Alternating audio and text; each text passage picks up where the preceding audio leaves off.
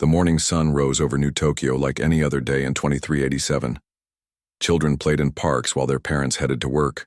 Ships moved quietly through Earth's orbital lanes, carrying supplies and passengers between the planet and its space stations. Nobody expected this to be the last normal day humanity would know for a very long time. Captain Sarah Kim was drinking coffee on Station Alpha 7 when the alarms started screaming. Her cup shattered on the metal floor as the entire structure shook. Through the observation window, she saw something that made her blood freeze. Massive alien ships, bigger than city blocks, were dropping out of hyperspace around Earth. "All hands to battle stations," the station commander's voice echoed through the corridors. But Sarah knew it was already too late. These weren't the friendly, alien visitors they had grown used to over the past 50 years. The ship designs were wrong. The formations were wrong. Everything about this screamed one word: invasion. Down on Earth, Ambassador Chen Wei was in the middle of a diplomatic meeting with representatives from the Galactic Confederation when his aide burst into the room. The alien diplomats, who had been discussing trade agreements just moments before, suddenly looked very uncomfortable. "Sir, we're receiving emergency signals from all our orbital stations," the aide whispered urgently. "Unknown alien fleets are surrounding the planet." The Corvan ambassador, a tall creature with gray skin and 4 arms, slowly stood up. His usual friendly expression was gone. "Ambassador Chen, my government has instructed me to inform you that Earth has been designated as a threat to galactic stability. Immediate surrender is required." Chen stared at the alien in disbelief. "Threat? We've done nothing but follow every galactic law. We've kept to our assigned territories. We've never attacked anyone." "That is precisely the problem," said the Zephyrian representative, her mechanical voice cold and emotionless. "Your species grows too quickly. Your technology advances too fast. Your territorial expansion threatens the established order." The third alien, ancient and wrinkled, spoke in a voice like grinding stone. "The Thalorian dynasty has ruled this sector for 10,000 years. We will not allow a newcomer species to upset the balance. You will surrender now, or face the consequences." Chen felt his heart pounding. "And if we refuse?" The Corvan smiled, showing rows of sharp teeth. "Then you will learn why we are called the Galactic Powers." High above Earth's atmosphere, the alien fleets began their attack. Station Alpha 7 was the first to die. Captain Kim watched in horror as energy beams thick as highway tunnels tore through the station's hull like paper. The metal twisted and melted. Atmosphere rushed out into space, carrying screaming people with it. In 30 seconds, 5,000 humans were dead. The attack spread quickly. Station Omega-3 above the Pacific Ocean exploded in a ball of fire, so bright it could be seen from the surface. The industrial platform near the moon simply vanished, vaporized by weapons that humanity had never seen before. One by one, Earth's orbital defenses disappeared. Dr. Marcus Torres was in his laboratory, in underground Geneva, when the bombardment of Earth itself began. The lights flickered as something massive struck the surface far above. His computer screen showed terrible images from around the world. New York's skyline was burning. Tokyo was disappearing under clouds of smoke and dust. London's Thames was boiling from energy strikes.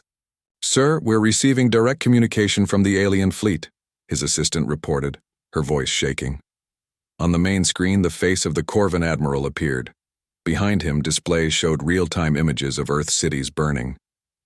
"Humans of Earth, I am Admiral Vextar of the Corvan Empire. Your orbital defenses have been eliminated. Your major population centers are under attack. You have 1 hour to broadcast your complete surrender, or we will continue until nothing remains of your civilization." Dr. Torres watched the transmission with a calm expression that surprised his staff. They expected him to be panicked, terrified, angry. Instead, he seemed almost thoughtful. "Sir?" his assistant asked. "Should we contact the government? Should we try to evacuate?" Torres slowly shook his head. "No evacuation, and the government already knows what to do." He walked to a wall, panel that looked completely ordinary. When he placed his hand on it, hidden scanners read his palm, his retina, and his DNA in less than a second. A section of the wall slid away, revealing a communication device unlike anything his assistant had ever seen. "This is Dr. Marcus Torres. Terran Defense Initiative Authorization Code Prometheus Alpha 7, he spoke into the device. "Initiate Protocol 0. Repeat, initiate Protocol 0. The long sleep is over." Around the world, similar messages were being sent from hidden bunkers and secret facilities. In a mountain cave in Colorado, Director Sarah Chen received Torres's message and dozens of others like it. She had been waiting for this day for 20 years. She had hoped it would never come, but she had prepared for it nonetheless. Chen walked through corridors that officially didn't exist. The facility around her was built inside a mountain, hidden from all sensors and satellite images. For 50 years, while humanity played the role of peaceful explorers, they had been building something else entirely, something the galaxy had never seen before. "Ma'am, all stations are reporting ready," her aide announced. "Project Prometheus is standing by." "How long do we have?" Chen asked. "The aliens are demanding surrender in 43 minutes. If we refuse, they'll begin systematic bombardment of all population centers." Chen nodded grimly. On her screens, she could see the alien fleets in orbit. Hundreds of massive warships, each one powerful enough to destroy a city. The aliens had brought enough firepower to kill every human on Earth 10 times over. They expected humanity to beg for mercy. They were about to learn that humans don't beg. "Send the response," Chen ordered. Across all communication channels, humanity's answer went out to the alien fleets. It wasn't a surrender. It wasn't a plea for mercy.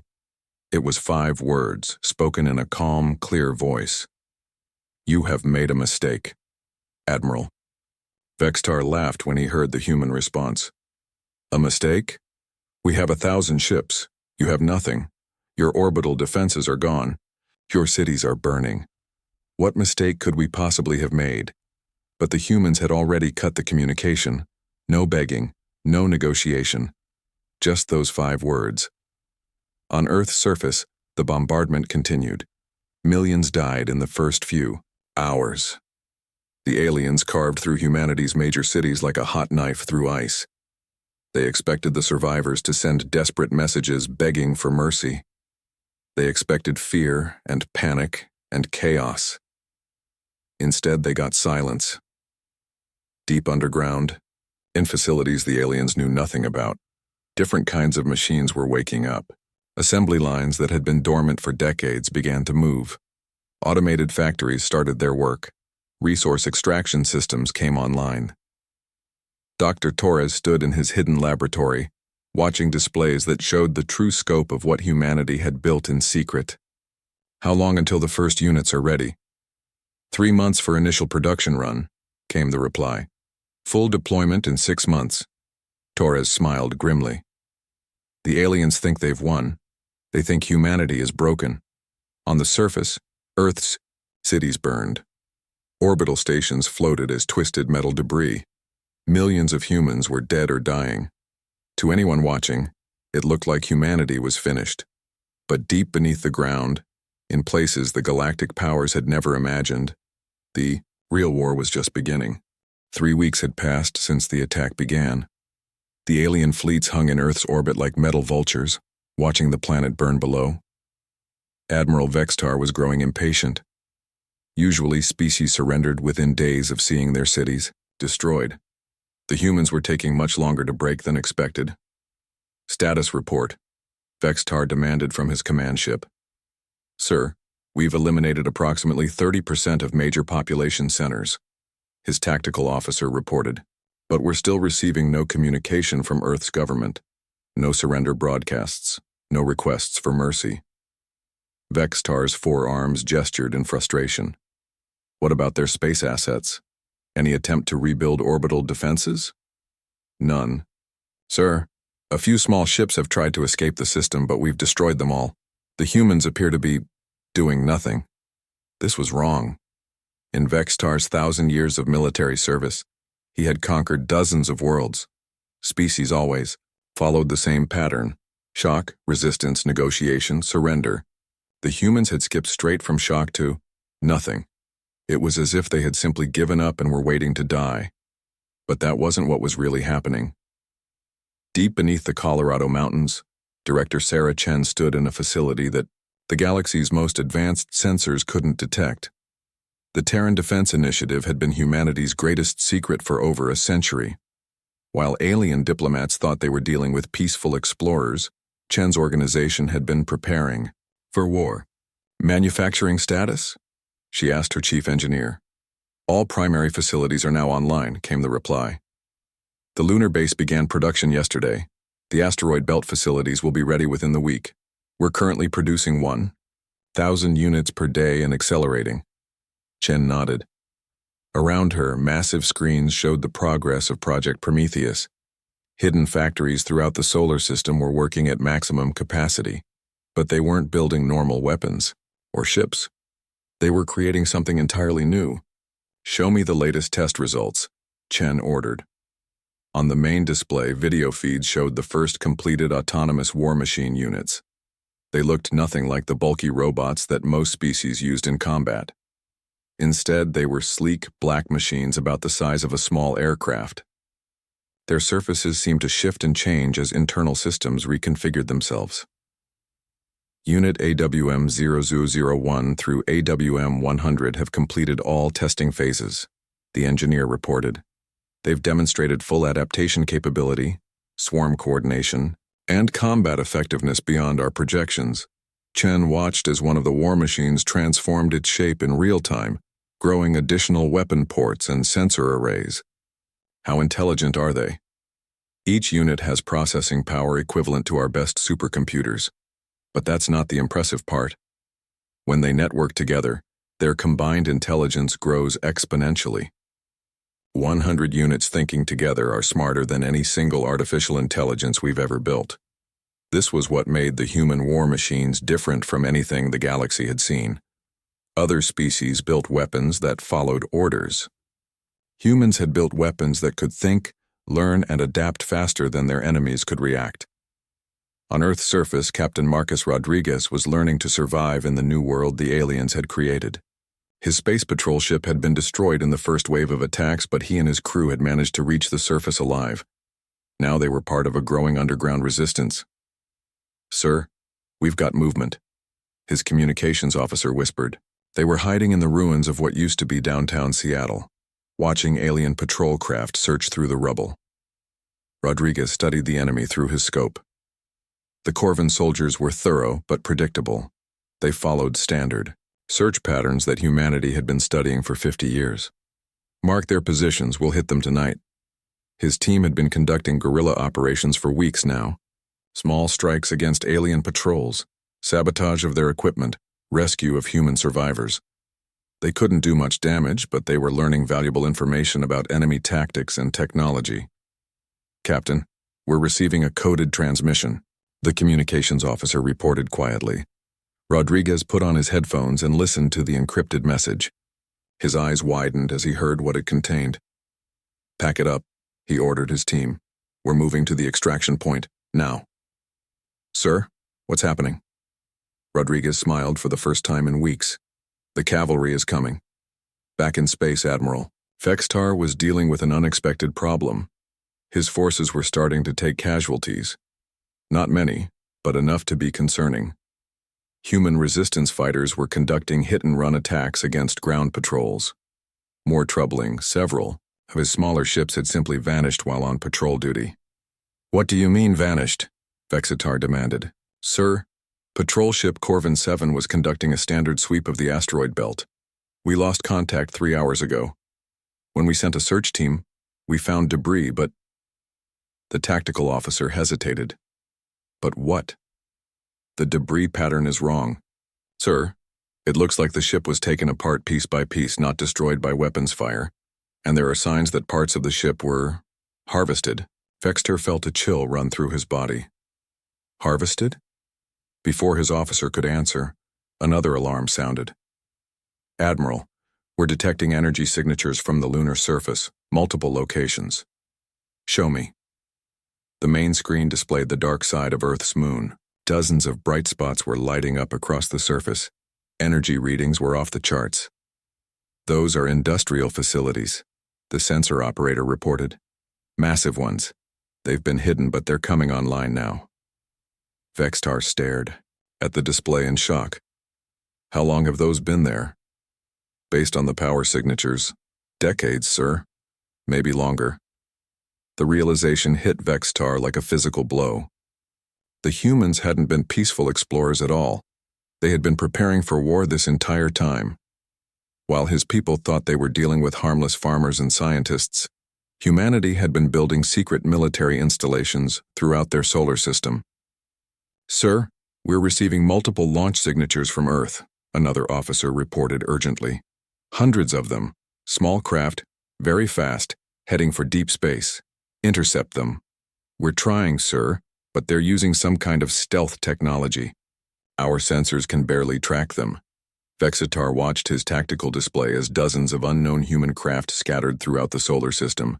They were too small to be major threats, but their very existence proved that humanity had been lying about their capabilities from the beginning. In her underground bunker, Director Chen smiled as she watched the aliens scramble to respond to the first wave of war machines. These initial units weren't meant to engage in major combat. They were scouts designed to gather intelligence and test alien responses. "How are our boys performing?" she asked. "Better than expected," her tactical advisor replied. "The aliens are detecting maybe 1 in 10 of our units. The stealth systems are working perfectly, and the intelligence gathering is exceeding all projections."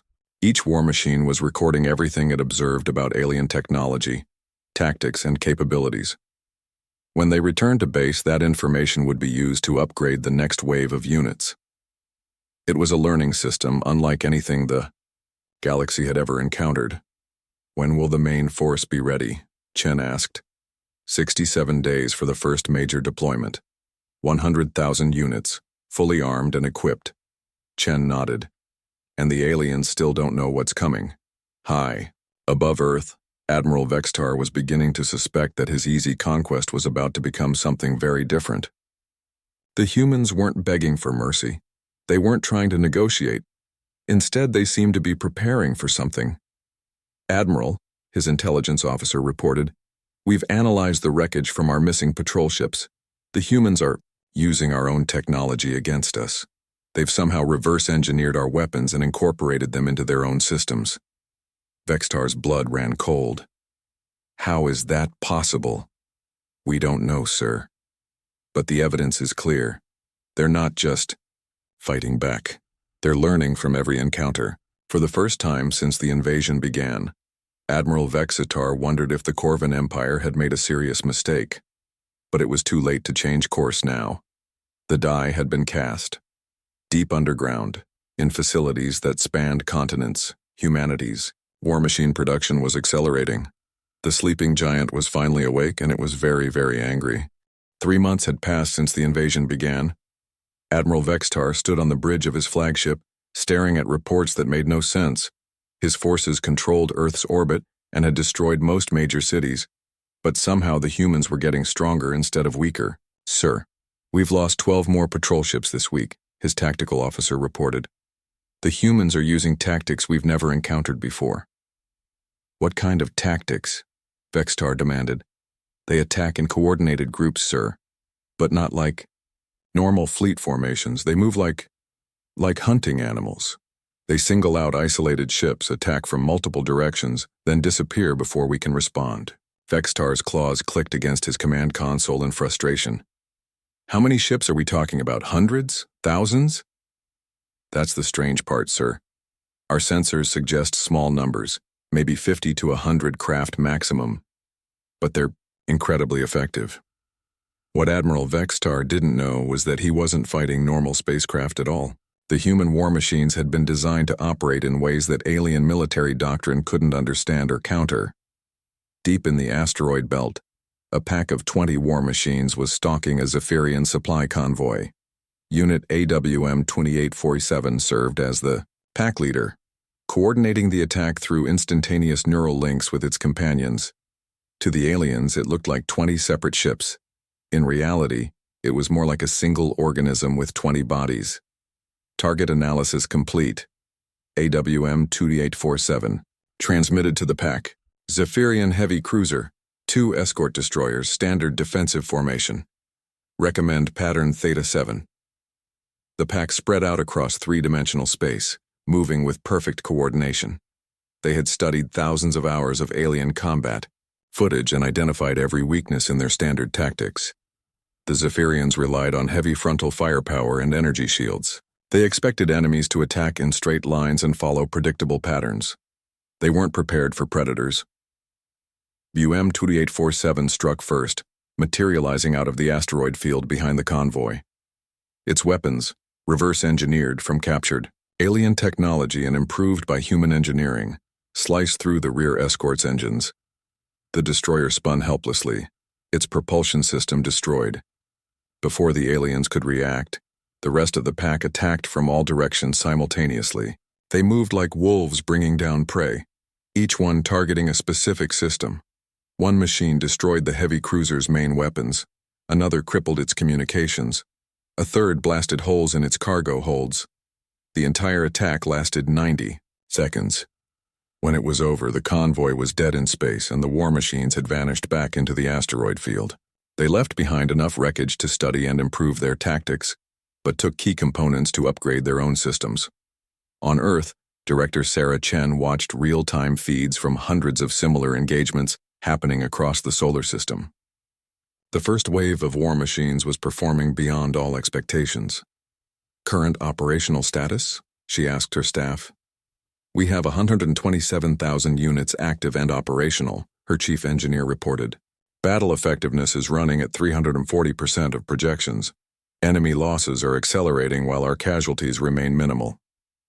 Chen nodded with satisfaction. What about adaptation rates? Extraordinary, ma'am. Each engagement generates data that gets immediately shared with all other units. When one machine learns a new tactic, they all learn it. The aliens are fighting an enemy that gets smarter with every battle. This was the key to human success. While alien militaries relied on fixed tactics and rigid command structures, the war machines operated as a collective intelligence. Every lesson learned in combat was instantly available to every other machine in the field. Captain Marcus Rodriguez had been retrieved from Earth's surface and was now commanding a small fleet of human survivors. His ships were old and damaged, barely holding together, but they were serving an important purpose as observers and coordinators for the war machine attacks. Captain, we're receiving a transmission from Earth Defense. His communications officer reported. Rodriguez listened to the encrypted message and felt his heart race. All hands, prepare for major operations. The second wave is launching tomorrow. High above Earth, hidden facilities that had been building war machines for months were finally ready for mass deployment. Director Chen stood in the primary launch control center, watching as assembly lines completed their work at an incredible pace. Ma'am, second wave production is complete, her aide announced. 200,000 units ready for immediate deployment. Chen looked at the massive display showing Earth's hidden manufacturing capacity. The aliens thought they had crippled humanity by destroying cities and orbital stations. They had no idea that humanity's real strength lay in facilities they couldn't see or detect. Begin launch sequence, Chen ordered. Across Earth and throughout the solar system, hidden launch sites opened. From mountain caves to underwater facilities, to disguised asteroid bases, the second wave of war machines emerged. These units were bigger than the first wave, more heavily armed and equipped with all the lessons learned from 3 months of combat. Admiral Vextar watched in horror as his sensors detected the massive launch. How many? He asked, though he dreaded the answer. Sir, we're tracking over 200,000 separate contacts. They're emerging from sites we never knew existed. Vextar stared at the tactical display as human war machines spread across the solar system, like a plague of metal locusts. Where did they come from? Unknown, sir. Our intelligence suggested the humans had minimal manufacturing capability. This level of production should be impossible. But it wasn't impossible. It was the result of a century of secret preparation. While humanity played the role of peaceful explorers, they had been studying every alien technology they encountered and building the infrastructure for total war. The second wave war machines were different from the first. Where the initial units had been scouts and raiders, these were designed for direct combat. They moved in formations that combined the pack-hunting behaviors of Earth's predators with mathematical precision that no biological mind could achieve. Unit WM-67-891 led a formation of 500 machines against a Corvan battle group. The aliens had formed their traditional defensive sphere, with heavy battleships at the center and smaller vessels providing screening. Initiating Swarm Pattern Alpha, AWM-67-891 transmitted to its formation. The war machines didn't attack the alien formation. Instead, they flowed around it like water, moving too fast and in too many directions for the aliens to target effectively. They struck at weak points, retreated before the aliens could respond, then struck again from a different angle. To Admiral Vextar, watching from his flagship, it looked like his battle group was being eaten alive by a school of mechanical piranha. All ships focus fire, concentrate on single targets. But every time his forces focused on one group of war machines, another group would attack from behind. The humans fought like no enemy he had ever encountered. They showed no honor, no courage, no individual heroism. They simply identified the most efficient way to kill their enemies, and did it with mechanical precision. Sir, the battle group is requesting permission to withdraw, his communications officer reported. Vextar watched as his forces took steady casualties without being able to inflict significant damage in return. Granted, all forces fall back to defensive positions. It was the first time in his military career that Admiral Vextar had ordered a retreat from a smaller enemy force. But these weren't normal enemies. They fought like a single organism with thousands of bodies, each one willing to sacrifice itself for the tactical advantage of the whole. Director Chen watched the battle through her war machines' sensor feeds. What are our casualty rates? 17 units lost, ma'am. Enemy casualties are approximately 400% higher, Chen smiled grimly. And they're still holding back most of their forces because they don't understand what they're fighting. The alien commanders were trying to apply traditional military thinking to an enemy that didn't follow traditional rules. They expected battles between equal forces, with clear winners and losers. Instead, they were facing an enemy that attacked when they had the advantage and disappeared when they didn't. Ma'am, we're receiving communication requests from all three alien factions, her communications officer reported. What do they want? They're requesting a meeting to discuss terms. Chen laughed. Terms? After they tried to exterminate our entire species? Tell them we'll discuss terms when they're ready to discuss surrender. In space, the war machines continued their relentless campaign. They struck at supply lines, isolated patrols, and communication networks. They avoided major fleet engagements where the aliens might have an advantage, instead, bleeding their enemies through 1,000 small cuts. Admiral Vexitar realized with growing horror that his invasion force was slowly being destroyed, not through massive battles or heroic last stands, but through systematic attrition by an enemy that refused to fight fair. Sir, at current loss rates, we'll be below 50% strength within 2 months, his tactical officer reported. Vextar stared at the reports in disbelief. Contact the Zephyrian and Thalorian fleets. Request immediate reinforcements. But, even as he sent the message, Vextar suspected it might already be. Admiral Vextar stood in the war room of his flagship, staring at a tactical display that showed the systematic destruction of his invasion force. In 6 months of fighting, he had lost over 60% of his ships to an enemy that barely seemed to exist. Sir, we're receiving priority transmissions from the homeworld, his communications officer announced nervously.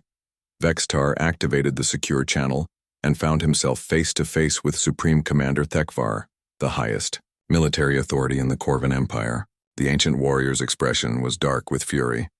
Explain to me, Admiral, how a primitive species with no significant military has destroyed half of our third fleet, Thekvar demanded. Sir, the humans are not what we believed them to be, Vextar replied carefully. They've been hiding their true capabilities for decades. Their technology rivals our own, and their tactics are unlike anything in our military databases. Impossible. Our intelligence reports indicated they were peaceful explorers with minimal manufacturing capacity. Those reports were wrong, sir. The humans have been lying to the entire galaxy. They've built manufacturing facilities throughout their system that we never detected. They're producing war machines at a rate we can't match. Thekvar's 4 eyes narrowed dangerously. You're telling me that you've been defeated by farmers and traders? Before Vextar could answer, alarms began sounding throughout the ship. Sir, we're detecting massive human formations approaching our position, the tactical officer reported urgently. On the main display, the third wave of human war machines appeared, but these weren't like the earlier units. They were larger, more heavily armed, and moving in formations that made Vextar's blood run cold. How many? He asked. Sir, we're counting over 300,000 individual units, and they're different from before. The new war machines moved through space like schools of metallic fish, their formations flowing and shifting in patterns that seemed almost organic. But there was nothing natural about their coordination. Every movement was calculated with mathematical precision. Unit AWM 156.847 led the primary assault formation. It had been active for 4 months now, participating in hundreds of engagements and incorporating lessons from each one. Its neural networks had evolved far beyond their original programming. Enemy fleet detected, it transmitted to the swarm. Configuration: Corvin defensive grid, 847 vessels, standard spacing. Recommended approach: Cascade pattern Omega. The war machines spread out across space in a formation that looked chaotic to alien observers, but was actually a complex mathematical structure. They approached from 17 different vectors simultaneously, their timing coordinated to the millisecond. Admiral Vexistar watched the attack with growing desperation. All ships weapons free, focus fire on the lead formations. The Corvin fleet opened fire with everything they had. Energy beams thick as buildings cut through space and missile barrages that could crack planets filled the void with explosions. For a moment it seemed like the human advance might be stopped. But the war machines flowed around the defensive fire like water around rocks. Their adaptive armor absorbed energy attacks that should have vaporized them. Their countermeasures confused guided missiles into destroying each other, and their return fire was devastatingly accurate. Sir, they're targeting our command system specifically, the tactical officer reported. They're not trying to destroy our ships outright. They're crippling them systematically. Vextar realized with horror that the humans weren't fighting to win this battle. They were fighting to capture his technology. Every disabled Corvin ship was quickly swarmed by smaller war machines that extracted key components and systems. They're harvesting our vessels, he whispered in shock. Across the galaxy, similar scenes were playing out as human war machines engaged the other alien fleets. The Zephyrian collective prided itself on superior technology and logical tactics, but their ships were being torn apart by enemies that adapted faster than their computers could calculate. Admiral Zix-9, the collective's primary military intelligence, watched its forces suffer defeat after defeat against the human swarms. Analysis: Inconclusive, it reported to the Collective Council. Human tactical patterns do not match any known military doctrine. Recommendation: Immediate withdrawal to defensive positions. The Thalorian dynasty, ancient rulers of this sector of space, were facing their first serious military challenge in thousands of years. Elder Admiral Kethmoran, whose species had conquered 100 worlds, found his fleets outmaneuvered by an enemy that had supposedly achieved spaceflight only centuries ago. How is this possible? He demanded of his staff. We have fought for 10 millennia. We know every military strategy ever devised. Perhaps, Elder Admiral, but these humans fight like no species we have encountered. His aide replied nervously. They show no concern for individual survival. They coordinate like a hive mind, and they learn from every encounter. Back on Earth, Director Sarah Chen was coordinating the largest military operation in human history from her underground command center. Displays showed real-time status of over 500,000 war machines operating throughout the solar system and beyond. Ma'am, we're receiving intelligence data from captured alien vessels, her intelligence chief reported. What we're learning is disturbing. Chen looked up from her tactical displays. Show me. The main screen filled with translated alien communications and documents. As Chen read through them, her expression grew darker. "This wasn't their first attack on humanity," she said quietly. "No, ma'am. According to these records, the galactic powers have been targeting human colonies and expeditions for over 2 centuries. Every time we established a settlement beyond our original territory, they found ways to destroy it. Disease outbreaks, mechanical failures, accidents during hyperspace travel." Chen's hands clenched into fists. "They've been committing genocide against us for centuries, and we never knew." The records painted a clear picture. The galactic powers had been systematically eliminating human expansion for generations. They had destroyed colonies, sabotaged exploration missions, and even assassinated human diplomats who got too close to the truth. They weren't trying to maintain galactic stability, Chen continued, reading through the files. They were trying to keep humanity contained until they were ready to eliminate us completely. The revelation changed everything. This wasn't a war of conquest or territorial dispute. It was the final phase of a long campaign of extermination that had been going on for decades. "Send this information to all war machine units," Chen ordered. "Let them know what they're really fighting for." When the war machines received the intelligence data, something changed in their behavior patterns.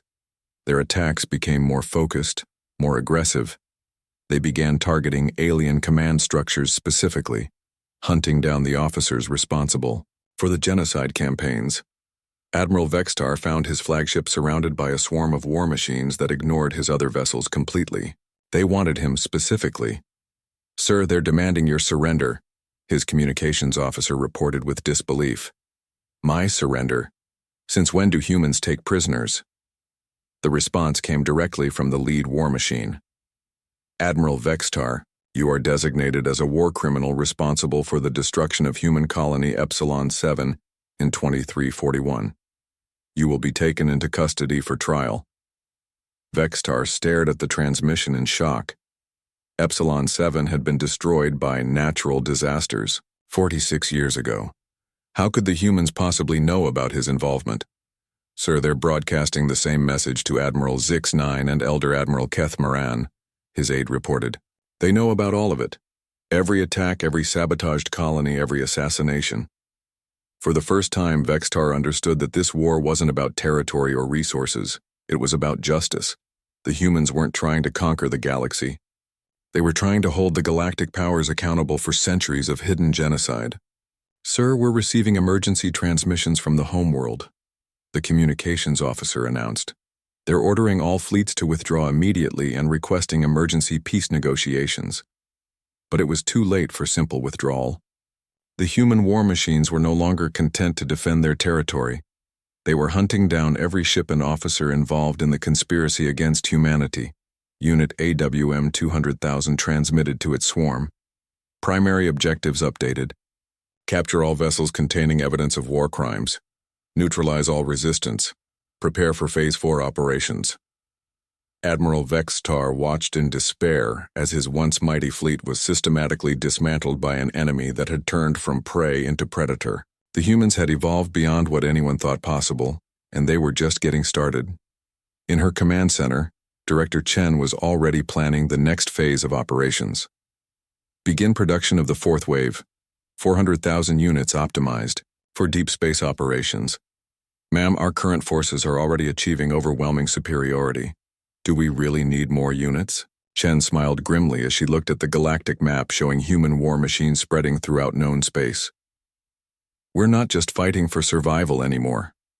We're making sure this never happens again." The galaxy was about to learn that humanity was no longer content to be the victim. They had become the apex predator, and they had a very long memory.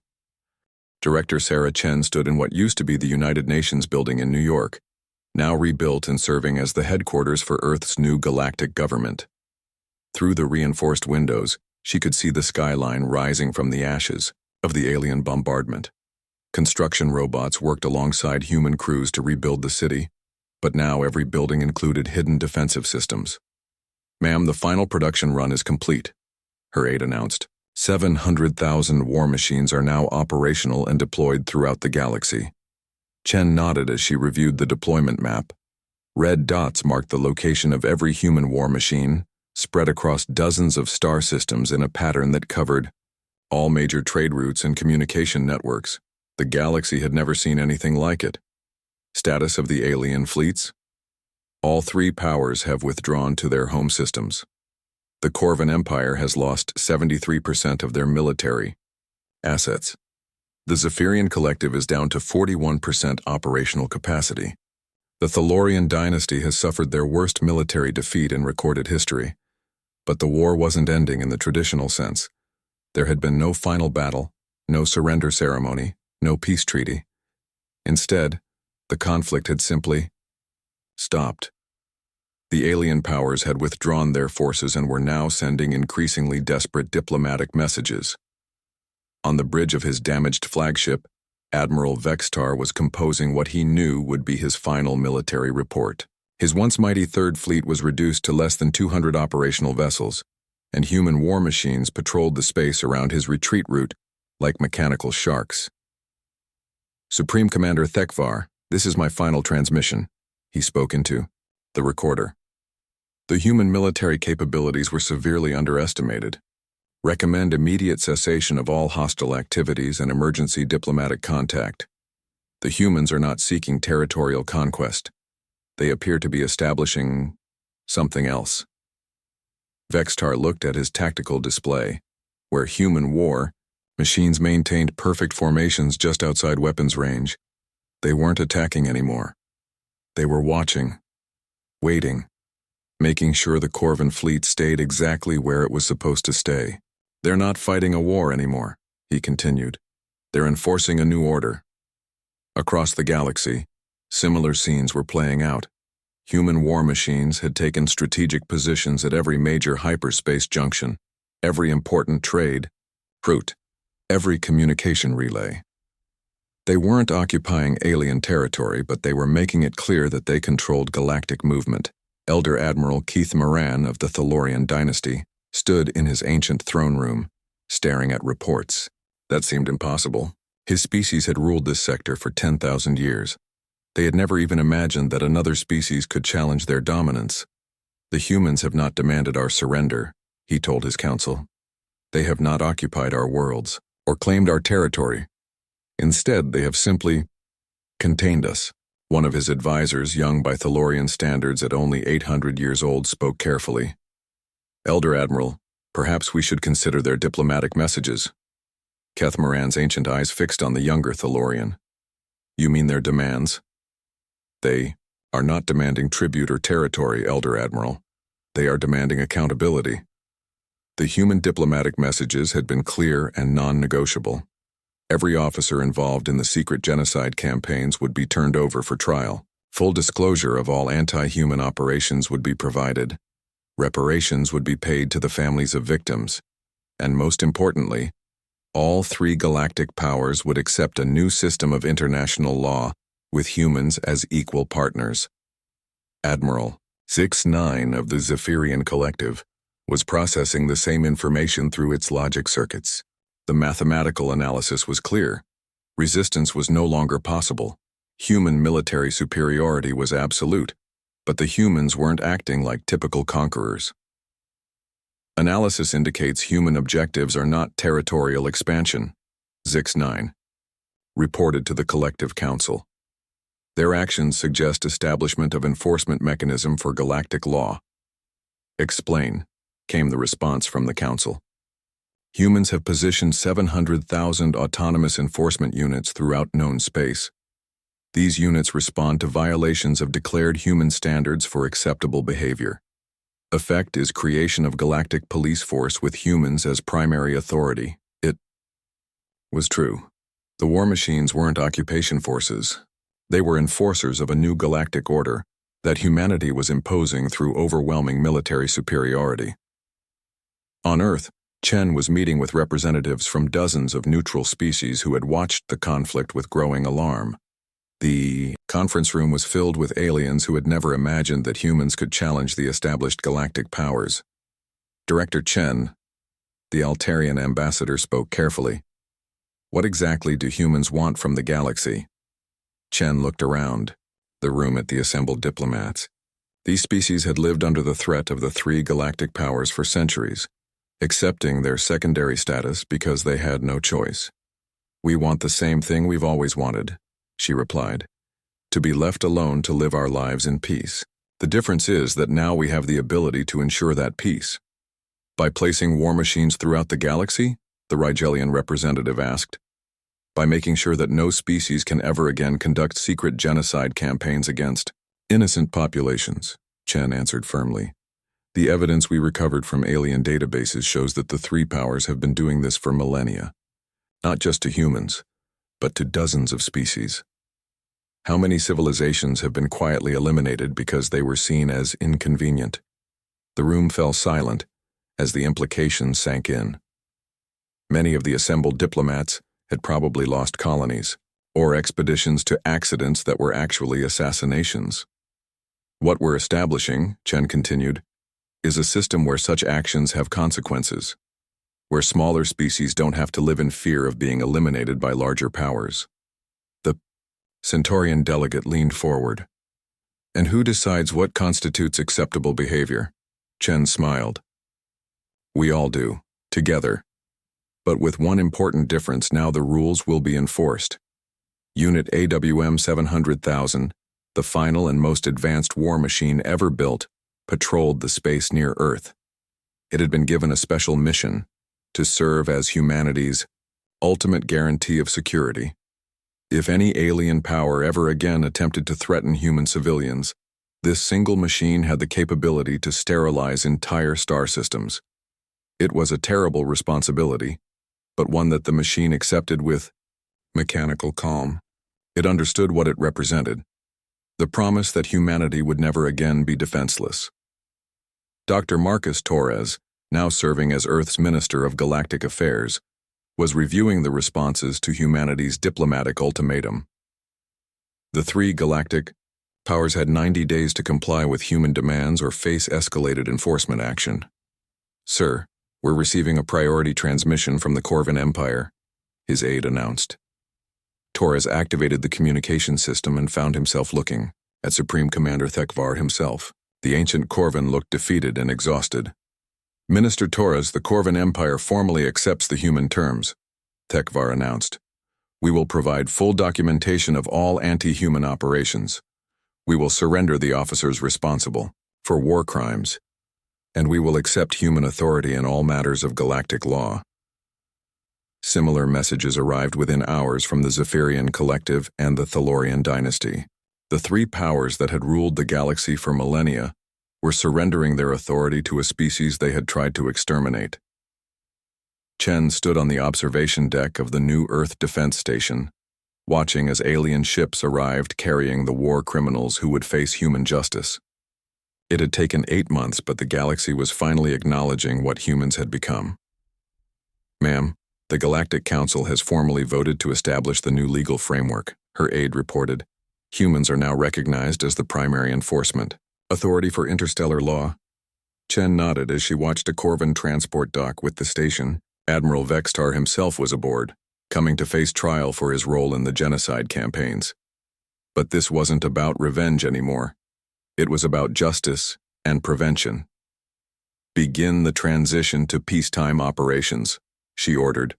"Reduce active war machine patrols to 100,000 units. The rest can remain in standby mode. And if the alien powers attempt to rebuild their military capabilities," Chen looked out at the stars, where 600,000 war machines waited in hidden facilities throughout the galaxy. They could be reactivated at any time, ready to respond to any threat against human interests or the smaller species that now look to humanity for protection. "They won't," she said quietly. "They understand the consequences now." The new galactic order wasn't based on fear or oppression. It was based on a simple principle: actions have consequences. The three galactic powers had spent centuries believing they could eliminate inconvenient species without facing retribution. Humanity had proven them wrong. On his farm in rural Montana, Captain Marcus Rodriguez tended to his vegetables while watching his children play in the yard. Overhead, a single war machine maintained its silent patrol, a reminder that Earth was no longer defenseless. His youngest daughter pointed up at the mechanical guardian. "Daddy, what's that?" Rodriguez smiled as he watched the machine glide silently through the